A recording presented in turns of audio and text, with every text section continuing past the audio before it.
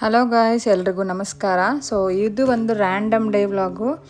So ಇವತ್ತು ಯಾವ ವಾರ ಅಂತಂದರೆ ಶುಕ್ರವಾರ. ಸೊ ಇವತ್ತು ನಾನು ಬೆಳಗ್ಗೆನೇ ಮಾರ್ನಿಂಗ್ ವಿಡಿಯೋನ ಸ್ಟಾರ್ಟ್ ಮಾಡಬೇಕಿತ್ತು. ಸೊ ಆಗಲೇ ಇಲ್ಲ, ಸೊ ಕೆಲಸ ಅಂತ ಮರ್ತೋಯ್ತು.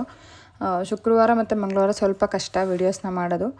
ಸೊ ಪೂಜೆಗೆಲ್ಲ ರೆಡಿ ಮಾಡ್ಕೊಂಡು ಮಾಡೋಷ್ಟರಲ್ಲಿ ತುಂಬ ಟೈಮ್ ಆಗಿಬಿಟ್ಟಿತ್ತು. ಸೊ ಗೈಸ್, ಇವಾಗ ಆಲ್ಮೋಸ್ಟ್ ಟೈಮ್ ಬಂದು ಒಂದು 7:30 ಅಷ್ಟೇ, 7:30 ಆಗಿತ್ತು. ಸೊ ನಾನು ಮನೆ ಕೆಲಸ ಎಲ್ಲ ಕಂಪ್ಲೀಟ್ ಮಾಡಿ ಪೂಜೆಗೆಲ್ಲ ರೆಡಿ ಮಾಡಿಬಿಟ್ಟು ನಾನು ಇವಾಗ ರೆಡಿಯಾಗಿ ಪೂಜೆ ಮಾಡಬೇಕಿತ್ತು. ಸೊ ಇದ್ರ ಮಧ್ಯೆ ಏನಪ್ಪ ವಿಶೇಷ ಅಂತಂದರೆ, ತುಂಬ ಜನಕ್ಕೆ ಈಗ ಅಂದರೆ ಸಮ್ಮರ್ ಸೀಸನ್ ತುಂಬ ಜಾಸ್ತಿ ಇರೋದ್ರಿಂದ, ಸಮ್ಮರ್ ಜಾಸ್ತಿನೇ ಇರೋದ್ರಿಂದ ತುಂಬಾ ಫೇಸು ಡಾರ್ಕ್ ಆಗ್ತಾ ಇರುತ್ತೆ. ಆಮೇಲೆ ಪಿಗ್ಮೆಂಟೇಷನ್ ಜಾಸ್ತಿ ಆಗ್ತಿರುತ್ತೆ. ಆಮೇಲೆ ಇನ್ನೂ ಕೆಲವರಿಗೆ ತುಂಬಾ ಟ್ಯಾನ್ ಆಗಿರುತ್ತೆ. ಸೊ ಇದೆಲ್ಲದಕ್ಕೂ ಒಂದು ಬೆಸ್ಟ್ ಏನದು ಸಿರಮ್ ಆಗಿರಲಿ, ಫೇಸ್ ಪ್ಯಾಕ್ ಆಗಿರಲಿ, ಇದ್ರ ಬಗ್ಗೆ ಏನಾದರೂ ನಿಮಗೆ ಡೌಟ್ ಇದ್ದರೆ ಖಂಡಿತ ಈ ವಿಡಿಯೋನ ಎಂಡ್ವರೆಗೂ ನೋಡಿ. ನಾನು ನಿಮಗೆ ವಿಡಿಯೋ ಕೊನೆಯಲ್ಲಿ ಒಂದು ಬೆಸ್ಟ್ ಸಿರಮ್ನ ಸಜೆಸ್ಟ್ ಮಾಡ್ತೀನಿ. ಸೊ ನಿಮಗೇನಾದರೂ ಅದು ಪ್ರಾಡಕ್ಟ್ ಬೇಕಾಗಿತ್ತು ಅಂದರೆ ಖಂಡಿತ ಲಿಂಕ್ ಅಂತ ಕಮೆಂಟ್ ಹಾಕಿ, ನಾನು ಖಂಡಿತ ಲಿಂಕ್ ಹಾಕ್ತೀನಿ. ಸೊ ಆ ಪ್ರಾಡಕ್ಟ್ ಬಂದು ನಿಮಗೆ 100% ಗ್ಯಾರಂಟಿ, ಯಾವುದೇ ಸೈಡ್ ಎಫೆಕ್ಟ್ ಇಲ್ಲ. ಏನದು ನಿಮಗೆ ಸ್ಕಿನ್ಗೆ ಏನಾದರೂ ಇಚ್ಚಿಂಗ್ ಆಗಿರಲಿ, ಇರಿಟೇಷನ್ ಆಗಿರಲಿ, ಖಂಡಿತ ಏನೂ ಆಗೋಲ್ಲ. ಸೊ ಈ ವಿಡಿಯೋನ ಎಂಡ್ವರೆಗೂ ನೋಡಿದ್ರೆ ಆ ಪ್ರಾಡಕ್ಟ್ ಲಿಂಕ್ ನಿಮಗೆ ಸಿಗುತ್ತೆ. ಸೊ ನಿಮ್ಗೆ ಯಾರಿಗಾದರೂ ಇಂಟ್ರೆಸ್ಟ್ ಇದ್ದರೆ ಖಂಡಿತ ಕಮೆಂಟ್ ಹಾಕಿ, ಆಯಿತಾ. ಸೊ ನಾನು ರೆಡಿ ಎಲ್ಲ ಆಗಿ ಪೂಜೆ ಎಲ್ಲ ಮಾಡಿದ್ದಾಯಿತು. ನಾನು ರೆಡಿ ಅಂತಂದರೆ ಏನು ಬೇರೆ ಡ್ರೆಸ್ ಎಲ್ಲ ಏನೂ ಹಾಕೊಂಡಿರಲಿಲ್ಲ, ನಾರ್ಮಲಾಗಿ ಮನೇಲಿರೋ ಅಂಥ ಡ್ರೆಸ್ಸೇ ಹಾಕ್ಕೊಂಡು ಸೊ ಪೂಜೆ ಎಲ್ಲ ಮಾಡಿದೆ. ಸೊ ಇಷ್ಟು ಪೂಜೆ ಮಾಡೋಷ್ಟರಲ್ಲಿ ನನಗೆ ಟೈಮ್ ತುಂಬಾ ಜಾಸ್ತಿ ಆಗೋಯಿತು. ಸೊ ಆ ಕಡೆ ನೋಡ್ತಿರಲ್ಲ 8:30 ಆಗೋಯಿತು. ಸೊ ನಾನು ಟಿಫನ್ಗೆ ಇನ್ನೂ ಪ್ರಿಪೇರ್ ಕೂಡ ಮಾಡಿರಲಿಲ್ಲ. ಸೊ ಅದಕ್ಕಿಂತ ಮುಂಚೆ ಸ್ವಲ್ಪ ನನ್ನ ಫ್ರೆಂಡು ಮಾವಿನಕಾಯಿ ಮತ್ತು ಹಲಸಿನಣ್ಣು, ಬಾಳೆಹಣ್ಣು ಏನೇನೋ ಕಳಿಸಿದ್ರು ತೋಟದಿಂದ. ಸೊ ಅದನ್ನು ಸಪ್ರೇಟ್ ಮಾಡಬೇಕಿತ್ತು. ಸೊ ಹಣ್ಣೆಲ್ಲ ಸ್ವಲ್ಪ ಏನದು ರಾಗಿ ಹುಲ್ಲು ಅದೆಲ್ಲ ಹಾಕ್ಬಿಟ್ಟು ಹಣ್ಣು ಮಾಡೋದಕ್ಕೆ ಅಂತ ಪ್ರಿಪೇರ್ ಮಾಡ್ತಿದ್ದಾರೆ ಮನೇಲಿ.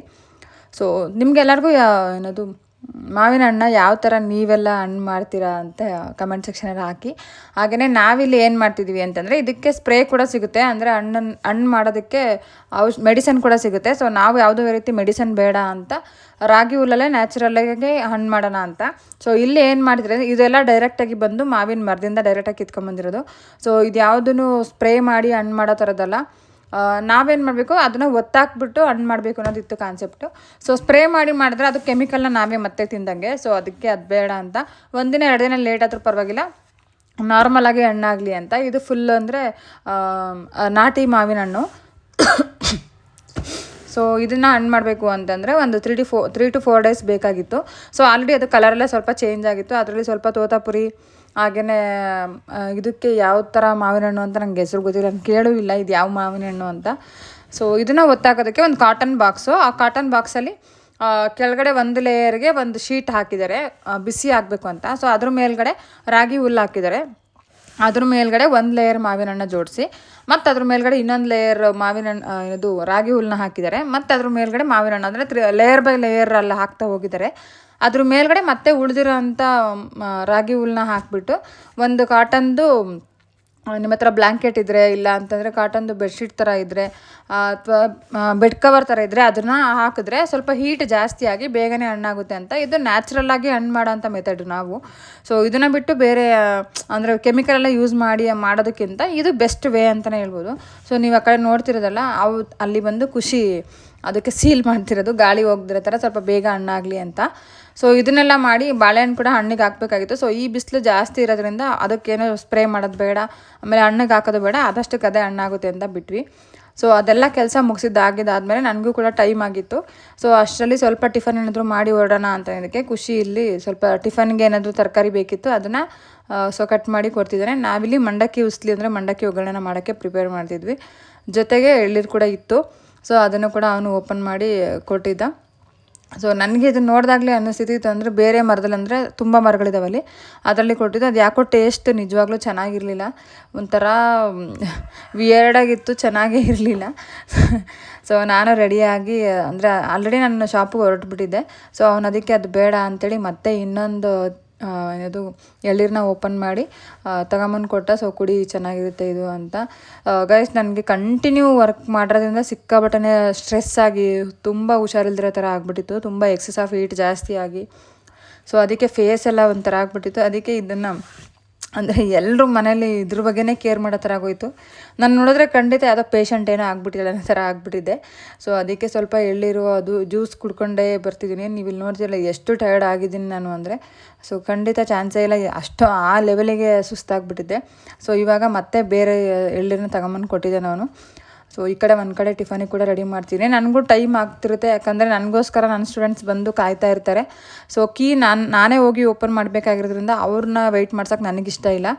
ಸೊ ಮನೆಯೆಲ್ಲ ಆಲ್ಮೋಸ್ಟ್ ಎಲ್ಲ ಕ್ಲೀನಾಗಿತ್ತು, ಏನೂ ಟೈಮ್ ತುಂಬ ಜಾಸ್ತಿ ಬೇಕಾಗಿರಲಿಲ್ಲ. ಸೊ ಮಂಡಕ್ಕಿ ಒಗ್ಗರಣೆ ಮಾಡ್ಕೊಂಡು ನಾನು ಖುಷಿ ಕೂತು ಸೊ ಟಿಫನ್ನ ಮುಗಿಸ್ಕೊಂಡ್ವಿ. ಸೊ ಟಿಫನ್ನ ಮುಗಿಸಿ ಗೈಸ್ ನಾನು ಅಂದರೆ ಶಾಪಿಗೆ ಬಂದೆ. ಸೊ ಶಾಪಿಗೆ ಬರೋ ವೀಡಿಯೋ ಮಾಡಿಲ್ಲ, ಯಾಕಂದರೆ ರ್ಯಾಂಡಮಾಗಿ ನೀವೆಲ್ಲರೂ ನೋಡಿರ್ತೀರ ನಾನು ಚಿತ್ರದುರ್ಗದಿಂದ ಹಿರಿಯೂರಿಗೆ ಬರ್ತೀನಿ ಅಂತ. ಅದು ಟ್ರಾವೆಲಿಂಗ್ ವೀಡಿಯೋಸ್ ಏನು ಬೇಡ ಅಂತ ಹಾಕಿಲ್ಲ. ಸೊ ನಾನು ಶಾಪಿಗೆ ಬಂದು ಎಲ್ಲ ಕ್ಲೀನ್ ಮಾಡ್ಕೋಬೇಕಿತ್ತು. ಸೊ ನಿನ್ನೆ ಅಂದರೆ ಗುರುವಾರ ಫುಲ್ ಡೇ ಶಾಪ್ನ ಕ್ಲೀನ್ ಮಾಡಿದ್ವಿ, ಯಾಕಂದರೆ 1 ತಿಂಗಳಿಂದ ನಾನು ಶಾಪಲ್ಲೇ ಇಲ್ಲ, ಸುಮ್ಮನೆ ಓಡಾಡ್ತಾನೇ ಇದ್ವಿ. ಸೊ ಈ ಕಡೆ ಜ್ಯುವೆಲ್ರಿ ಆಗಿರಲಿ, ಆ ಕಡೆ ನಾವೇನು ಪ್ರಾಡಕ್ಟ್ನ ಯೂಸ್ ಮಾಡ್ತೀವಿ ಎಲ್ಲದ್ರ ಮೇಲೆ ಧೂಳು ಫುಲ್ ಜಾಸ್ತಿ ಆಗಿಬಿಟ್ಟಿತ್ತು. ಹಾಗೆ ಸ್ಪೇಸ್ ಕೂಡ ಸ್ವಲ್ಪ ಜಾಸ್ತಿ ಬೇಕಾಗಿತ್ತು. ಇವಾಗ ಸಿಸ್ಟಮ್ನ ಚೇಂಜ್ ಮಾಡಿದ್ದೀವಿ. ಸೊ ಐಬ್ರೋಸ್ ಚೇರೆಲ್ಲ ನಾವು ಹೊರಗಡೆ ಹಾಕಿದ್ವಿ. ಸೊ ಇವಾಗ ಒಳಗಡೆ ಹಾಕಿ ಒಳಗಡೆ ಒಂದು ಮಿರರ್ ಸೆಟಪ್ನ ಮಾಡ್ತಾಯಿದ್ವಿ. ಸೊ ಅದಕ್ಕೋಸ್ಕರ ಎಷ್ಟು ಸ್ಪೇಸ್ ಬೇಕಾಗುತ್ತೆ ಅಷ್ಟು ಸ್ಪೇಸ್ನ ನಾನೇ ರೆಡಿ ಮಾಡ್ತಾಯಿದ್ದೆ. ಜೊತೆಗೆ ಇವರೆಲ್ಲ ಸ್ಟೂಡೆಂಟ್ಸ್ ಎಲ್ಲ ಹೇರ್ ಸ್ಟೈಲ್ನ ಮಾಡೋಗಿರ್ತಾರೆ. ಸೊ ಅದೆಲ್ಲ ಎಲ್ಲೆಲ್ಲಿ ಇಡಬೇಕು ಅದನ್ನೆಲ್ಲ ಆನ್ ಸ್ಪಾಟ್ ಇಟ್ಟು ಸೊ ವೆಯ್ಟ್ ಮಾಡ್ತಾಯಿದ್ದೆ. ನೋಡಿರಿ ಇವರೆಲ್ಲ ಬಂದಿದ್ದಾರೆ. ಇವಾಗ ಆ ಬಿಸಿಲಲ್ಲಿ ಬಂದವ್ರಿಗೆ ಏನು ಮಾಡ್ಬೇಕಂತಲೇ ಗೊತ್ತಾಗ್ತಿಲ್ಲ. ಒಂದು ಅರ್ಧ ಗಂಟೆ ಇಲ್ಲ 1 ಅವರ್ ಅಂತೂ ಕೂತ್ಕೋತಾರೆ. ನಿಜವಾಗ್ಲೂ ಈ ಬಿಸಿಲಿಗೆ ಯಾವ ಥರ ಮೈಂಡೇ ಆ್ಯಕ್ಟಿವ್ ಆಗೋಲ್ಲ, ಅಷ್ಟು ಬಿಸಿಲು ಹೊರಗಡೆ. ಸೊ ಕೋಇನ್ಸಿಡೆನ್ಸ್ ಏನಪ್ಪ ಅಂದರೆ ಇವತ್ತು ನಾವೆಲ್ಲರೂ ಬ್ಲ್ಯಾಕ್ ಹಾಕೊಂಬಂದಿದ್ವಿ. ಯಾಕೆ ಅಂತ ಯಾರಿಗೂ ಗೊತ್ತಿಲ್ಲ, ಯಾರು ಮಾತೇ ಆಡಿಲ್ಲ. ಸೊ ಕೋಇನ್ಸಿಡೆನ್ಸ್ ಥರ ಎಲ್ಲರೂ. ಸೊ ಇಲ್ಲಿ ಲಕ್ಷ್ಮಿ ಮಾತ್ರ ಚೇಂಜ್ ಆಗಿದ್ದರು. ಅವರು ಪ್ಯಾಂಟ್ ಮಾತ್ರ ಬ್ಲ್ಯಾಕ್ ಹಾಕಿದ್ರು, ಟಾಪ್ನ ಬ್ಲೂ ಕಲರ್ ಹಾಕ್ಬಿಟ್ಟಿದ್ರು. ಅವರೊಬ್ಬರೇ ಚೇಂಜ್ ಆಗಿಬಿಟ್ಟಿದ್ರು. ಸೊ ನಾನಿಲ್ಲಿ ವರ್ಕೆಲ್ಲ ಕಂಪ್ಲೀಟ್ ಮಾಡಿ ನನ್ನ ಶಾಪ್ ಕೆಲಸ ಎಲ್ಲ ಮುಗಿಸಿ ಪೂಜೆ ಎಲ್ಲ ಮುಗಿಸಿ ಸೊ ಇವ್ರಿಗೆ ಹೇರ್ ಸ್ಟೈಲ್ ಕ್ಲಾಸಸ್ನ ಮಾಡಿಕೊಡ್ತಿದ್ವಿ. ಸೊ ಇವಾಗ ಆಲ್ರೆಡಿ ಒಂದು 4-5 ಹೇರ್ ಸ್ಟೈಲ್ ಕಂಪ್ಲೀಟ್ ಆಗಿದ್ದಾವೆ.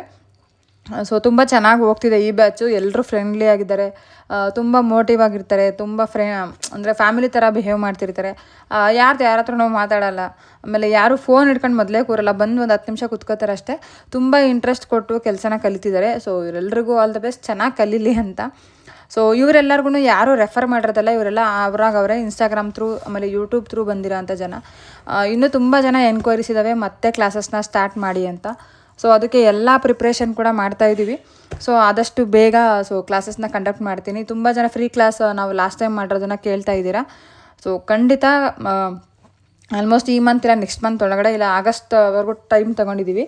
ಸ್ವಲ್ಪ ನಮಗೂ ಬೇರೆ ಹಾಕ್ಕೊಂಡಿದ್ವಿ. ಸೊ ರೆಂಟೆಡ್ ಜ್ಯುವೆಲ್ರಿ ಹಾಕಬೇಕು, ಆಮೇಲೆ ರೆಂಟೆಡ್ ಲೆಹೆಂಗಾ, ಬ್ರೈಡ್ಗೆ ಮತ್ತು ಗ್ರೂಮ್ಗೆ ಪ್ರೀ ವೆಡ್ಡಿಂಗ್ ಏನೇನು ಬೇಕೋ ಅದೆಲ್ಲ ಪ್ಲ್ಯಾನ್ ನಡೀತಾ ಇದೆ. ಸೊ ಆದಷ್ಟು ಬೇಗನೆ ನಿಮ್ಮ ಮುಂದೆ ಹೊಸ ಮೇಕಪ್ ಸ್ಟುಡಿಯೋ ಆಚೆ ಬರುತ್ತೆ. ಸೊ ಅದಕ್ಕೆ ಏನೇನು ಬೇಕಿತ್ತು ಅದೆಲ್ಲ ಪ್ರಿಪ್ರೇಷನ್ ಮಾಡ್ತಾಯಿದ್ದೀನಿ. ಇನ್ನೇನು ಸ್ವಲ್ಪ ದಿನಗಳಲ್ಲಿ ಎಲ್ಲ ಔಟ್ಪುಟ್ ಬರುತ್ತೆ ಅಂತ ಅಂದ್ಕೊಂಡಿದ್ವಿ. ಪ್ರಿಪೇರ್ ಆಗ್ತಾ ಇದ್ದೀವಿ ಎಲ್ಲದಕ್ಕೂ. ಸೊ ನಿಮಗೂ ಯಾರಿಗಾದರೂ ಜ್ಯುವೆಲ್ಸ್ ಬೇಕಾಗಿದ್ದರೆ ಅಥವಾ ಮೇಕಪ್ ಬೇಕಾಗಿದ್ದರೆ ಖಂಡಿತ ನಮ್ಮನ್ನು ಕಾಂಟ್ಯಾಕ್ಟ್ ಮಾಡ್ಬೋದು. ಕಾಂಟ್ಯಾಕ್ಟ್ ನಂಬರ್ ಕೂಡ ಮೆನ್ಷನ್ ಮಾಡಿರ್ತೀನಿ. ಏನಪ್ಪ ಅಂದರೆ ಈ ಮೇಕಪ್ ಅನ್ನೋ ಕೋರ್ಸ್ ಕೆಲವೊಬ್ಬರ ಜೀವನದಲ್ಲಿ ಟರ್ನಿಂಗ್ ಪಾಯಿಂಟ್ ಅಂತಲೇ ಹೇಳ್ಬೋದು.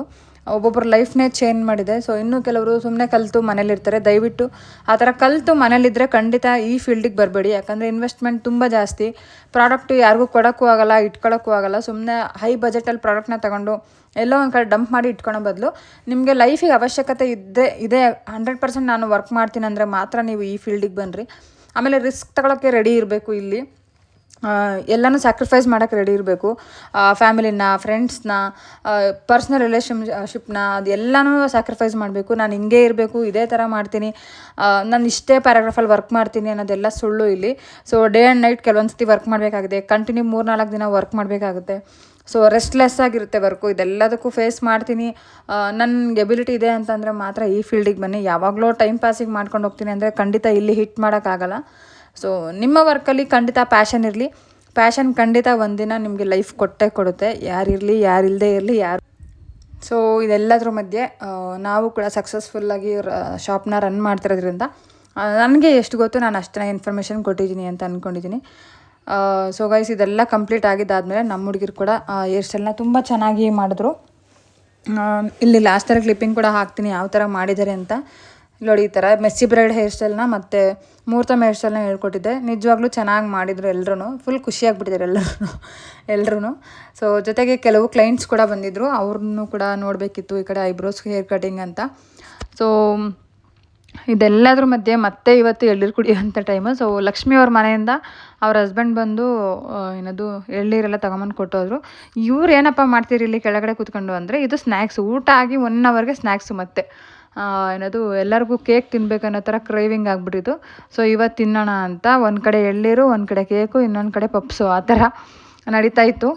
ಸೊ ನಾನು ಮತ್ತು ಲಕ್ಷ್ಮಿ, ಯಾಕಂದರೆ ಲಕ್ಷ್ಮಿಗೂ ಗೊತ್ತಾಗ್ಬಿಟ್ಟಿತ್ತು ತುಂಬ ಎಕ್ಸಸ್ ಆಫ್ ಹೀಟ್ ತುಂಬಾ ಜಾಸ್ತಿಯಾಗಿ ಫೇಸೇ ಒಂಥರ ಬೇರೆ ಥರನೇ ಆಗಿಬಿಟ್ಟಿದೆ ನಾನು. ಸೊ ಅದಕ್ಕೋಸ್ಕರ ಸ್ವಲ್ಪ ಎಳ್ನೀರು ಕುಡೀರಿ ಮ್ಯಾಮ್ ಅಂತ ತರಿಸಿದ್ದಾರೆ. ಅವ್ರ ಮನೆಯವರು ಅಲ್ಲಿಂದ ಊರಿಂದ ತಗೊಂಡು ಬಂದು ಅದನ್ನ ಓಪನ್ ಮಾಡಿ ಕೊಟ್ಟು, ಸೊ ಥ್ಯಾಂಕ್ ಯು ಅಣ್ಣ ಇಷ್ಟೊಂದೆಲ್ಲ ಕೇರ್ ತೊಗೊಂಬಂದು ಕೊಟ್ಟಿರೋದಕ್ಕೆ. ಸೊ ಚೆನ್ನಾಗಿತ್ತು ಎಳ್ನೀರು. ಅಂದರೆ ಬೆಳಗ್ಗೆ ಕುಡಿಯೋದಕ್ಕಿಂತ ಇನ್ನೂ ಚೆನ್ನಾಗಿತ್ತು. ಬೆಳಗ್ಗೆ ಅದರಲ್ಲಿ ಒಂದು ಸ್ವಲ್ಪ ಮಿಸ್ಟೇಕ್ ಅಂದರೆ ಒಂದು ಸ್ವಲ್ಪ ಹಾಳಾಗಿತ್ತಾ ಅಥವಾ ಬಿಸಿಲಿಗೆ ಆ ಥರ ಆಗಿತ್ತಾ ಅಂತ ಗೊತ್ತಿಲ್ಲ. ಸೊ ಇವಾಗ ಕುಡ್ದಿದ್ದಂತೂ ತುಂಬ ಚೆನ್ನಾಗಿರೋ ಎಳ್ನೀರು ತೊಗೊಂಬಂದಿದ್ರು. ಗೈಸ್ ಇವಾಗ ನೋಡ್ತಿರಲ್ಲ ಇದೆ. ಸೊ ಇದು ಒಂದು ಸ್ಟ್ರಾಬೆರಿ ಫ್ಲೇವರ್ ಮತ್ತು ಪಿಸ್ತಾ ಫ್ಲೇವರ್ ಏನೋ ಇತ್ತು. ಸೊ ಕೇಕೆಲ್ಲ ತಿಂದು ಮುಗಿಸಿ ಸ್ವಲ್ಪ ಕೆಲಸ ಎಲ್ಲ ಮುಗಿಸಿ ನಾನು ಮನೆಗೆ ಬಂದೆ. ಸ್ವಲ್ಪ ಬೇಗನೆ ಬಂದೆ, ಯಾಕಂದರೆ ತುಂಬ ಸುಸ್ತಾಗಿತ್ತು ಅಂತ. ಸೊ ನಾನು ಮನೇಲಿ ಬರೋಷ್ಟರಲ್ಲಿ ಆಲ್ರೆಡಿ ಹಲಸಿನಣ್ಣು ಕೂಡ ಕಟ್ ಮಾಡಿ ಇಟ್ಟಿದ್ರು. ನಿಜವಾಗ್ಲೂ ಮಾವಿನ ಹಣ್ಣು ಒಂದು ಕಡೆ, ಹಲಸಿನಣ್ಣು ಒಂದು ಕಡೆ, ಎಳ್ನೀರು ಒಂದು ಕಡೆ, ಫುಲ್ ಲೋಡ್ ಆಗಿಬಿಟ್ಟಿತ್ತು ಹೊಟ್ಟೆ ಮಾತ್ರ. ಚೆನ್ನಾಗಿತ್ತು, ಟೇಸ್ಟ್ ಸೂಪರಾಗಿತ್ತು. ಥ್ಯಾಂಕ್ ಯು ಸೋ ಮಚ್ ಇಷ್ಟೊಂದು ತೊಗೊಂಬಂದು ಕೊಟ್ಟಿರೋದಕ್ಕೆ. Thank you once again. So guys ಯಾವುದು ಸಿರಮ್ ಅಂತ ನೀವು ಇನ್ನೂ ಕನ್ಫ್ಯೂಷನಲ್ಲಿದ್ದರೆ ಖಂಡಿತ ಈ ಸಿರಮ್ದು. ಸೊ ಗೈಸ್ ನೇಚರ್ಸ್ ಬ್ರ್ಯಾಂಡ್ದು ಫೇಶಿಯಲಿಸ್ಟ್ ಸಿರಮ್ ಇದು. ಸೊ ಈ ಸಿರಮ್ನ ಯೂಸ್ ಮಾಡೋದ್ರಿಂದ ನಿಮ್ಮ ಫೇಸಲ್ಲಿರೋ ಪಿಗ್ಮೆಂಟೇಷನ್ ಆಗಿರಲಿ, ಡಾರ್ಕ್ ಸರ್ಕಲ್ ಆಗಿರಲಿ, ಆಮೇಲೆ ಡಲ್ನೆಸ್ ಆಗಿರಲಿ ಎಲ್ಲನೂ ಕ್ಲಿಯರ್ ಆಗುತ್ತೆ. ಈ ಲಿಂಕ್ ನಿಮಗೆ ಬೇಕಾಗಿತ್ತು ಅಂದರೆ ಖಂಡಿತ ಕಮೆಂಟ್ ಸೆಕ್ಷನಲ್ಲಿ ತಿಳಿಸಿ. ಸೊ ಇದ್ರದ್ದು ನಾನು ಫೋಟೋ ಕೂಡ ಅಟ್ಯಾಚ್ ಮಾಡೋಕ್ಕಾಗ್ತಿಲ್ಲ, ಯಾಕಂದರೆ ಫೋಟೋಸ್ ತಗೊಂಡಿಲ್ಲ. ಸೊ ಈ ಲಿಂಕ್ ಬೇಕಾಗಿತ್ತು ಅಂದರೆ ಖಂಡಿತ ಕಮೆಂಟ್ ಮಾಡಿ ಅಂತ ಹೇಳ್ತಾ ಈ ವಿಡಿಯೋನ ಇಲ್ಲಿಗೆ ಎಂಡ್ ಮಾಡ್ತಿದ್ದೀನಿ. ಸೊ ಇಲ್ಲಿವರೆಗೂ ವಿಡಿಯೋನ ನೋಡೋದಕ್ಕೆ ಥ್ಯಾಂಕ್ ಯು ಸೋ ಮಚ್. ನನ್ನ ಸವದತ್ತಿ ಎಲ್ಲಮ್ಮ ವಿಡಿಯೋ ತುಂಬ ಚೆನ್ನಾಗಿ ಹಿಟ್ ಮಾಡಿದ್ದೀರಾ. Thank you so much. ನಿಮ್ಮ ಕನ್ನಡತಿಯನ್ನು ಸದಾ ಪ್ರೋತ್ಸಾಹಿಸಿ ಗೈಸ್. ಮತ್ತೆ ಸಿಗ್ತೀನಿ ನೆಕ್ಸ್ಟ್ ವಿಡಿಯೋದಲ್ಲಿ.